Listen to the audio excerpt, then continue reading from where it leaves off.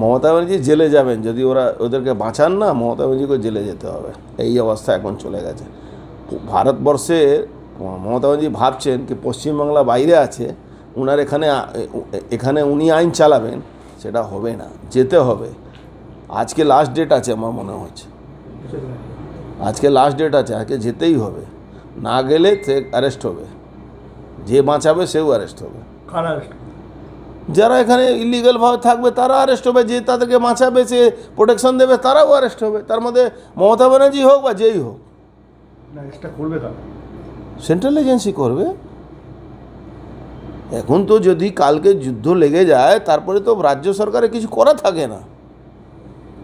আইন তো সবার উপরে আছে, আইনের তো মালিক মমতা ব্যানার্জি না। মমতা ব্যানার্জি তো আইন পাস করতে পারেন না, আইন পাস হয়ে লোকসভা রাজ্যসভা, আইন তো পশ্চিমবাংলা বিধানসভা করতে পারবে না।